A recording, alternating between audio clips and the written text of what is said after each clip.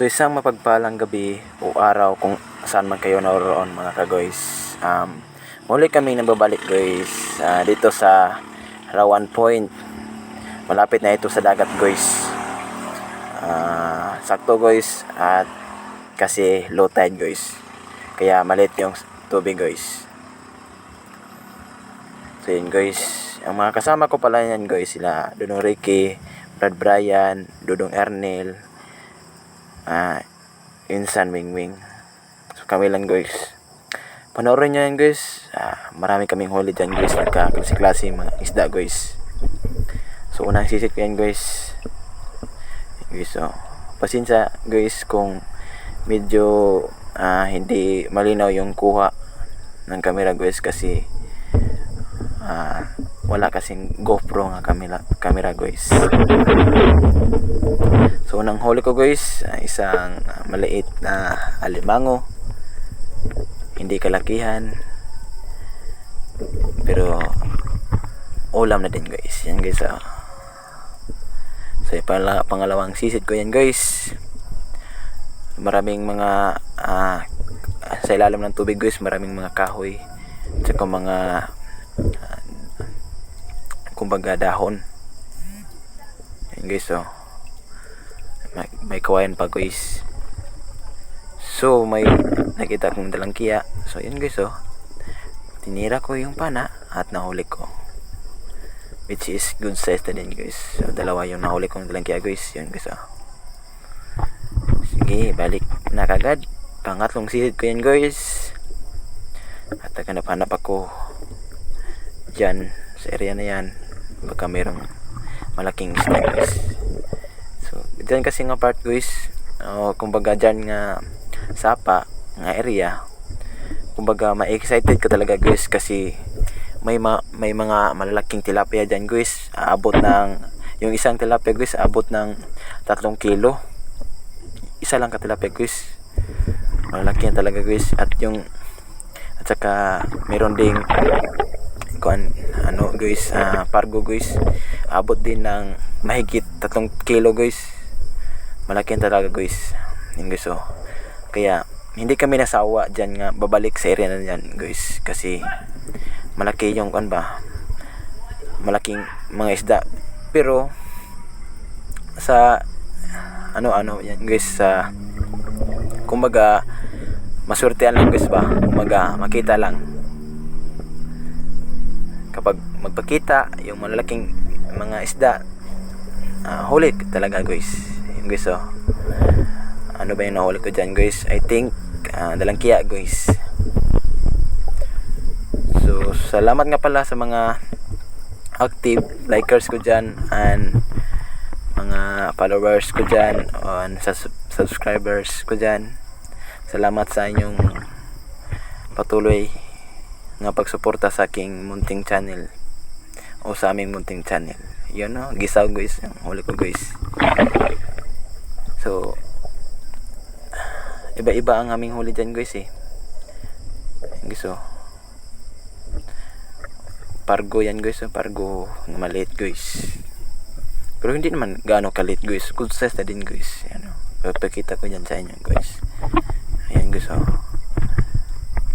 good size nga pargo guys. Diba?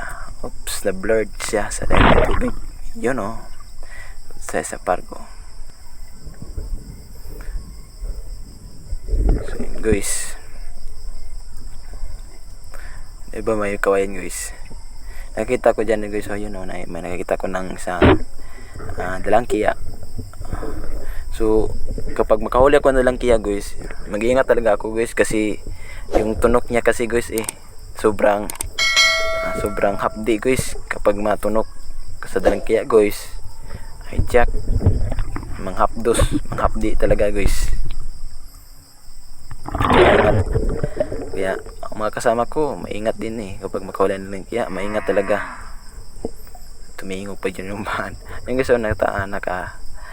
nakasalubong ako ng isang gisaw. So mailap guys, mailap yung gisaw. Pero hinabol ko talaga guys nakatutok na yung pana ko. Nag-antay na ako ng pwesto yun pumesto siya, tinira ko yung pana at nahuli ko guys. So yun guys, oh. So masaya talaga guys kapag marami kayong sumisid sa gabi guys. Kahit malamig guys, kaya guys, basta marami lang isda guys. Yun guys, oh. Good size na din guys. So nga pala guys, mga on ko dyan, mga supporters ko dyan, o mga subscribers, sinadya talaga namin nga gabi kami sumisid kasi kumbaga kapag araw kasi mahilap kasi yung mga isda at saka yung mga isda nakatago, kaya sa gabi lumalabas kasi sila yan guys eh. Kaya paborito namin guys na sumisid sa gabi guys. Kaya yung mga content ko karamihan guys gabi, pang gabi kami sisisid guys. Yung guys, oh, nakahuli ako ng good size na dalangkya guys. Sobrang laki yan dalangkya yan guys, oh. Sobrang laki yun, oh. Sobrang laki talaga ng dalangkya yan guys. At nakahuli ako dyan guys, no. Yan, oh. Nakahuli ako ng pai guys. Malaking pai guys. Kung sa dagat pa yan guys, tinatawag yan na pansat. Pero sa sapa man, tinatawag dyan sa amin na pai. Yan guys, oh. Malaking pai. Kinagat pa yung baloong ng pana ko. So yun guys, oh. Hindi na makatakas. At saka na nakahuli din si Dudong Ricky ng isang dalag guys. Yan lang ang aming dalag guys kasi dyan yung part kasi o dyan nga area guys. Wala kasing kumbaga wala kasing dalag dyan. Pero sa gabi niyan nakaswerte kami ng good size na dalag guys. Tinapon ng Dudong Ricky. Yan ang aming huli guys, oh. Sumisid pa yung mga kasama ko guys. Diyan medyo madami-dami na yun guys. Mamaya guys pagpakita ko sa inyo kung at nakahuli din si Insan wing ng ano ba yan, nalimutan ko anong tawag sa isda dyan eh, basta isda guys.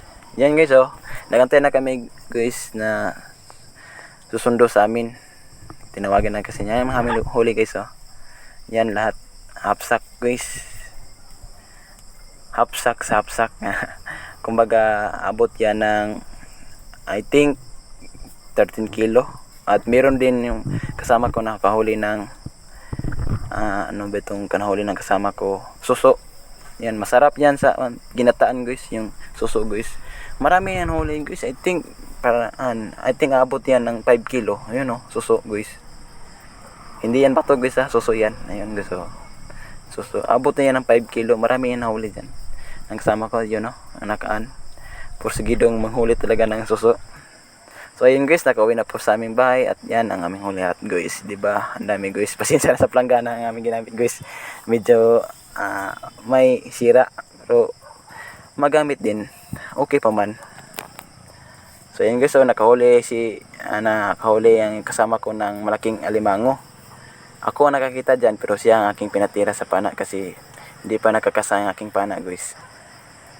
Diyan, oh. Maraming huli namin guys. So tuturo ko dyan guys, oh, kung saan yung tama ng alimango guys. Ayan,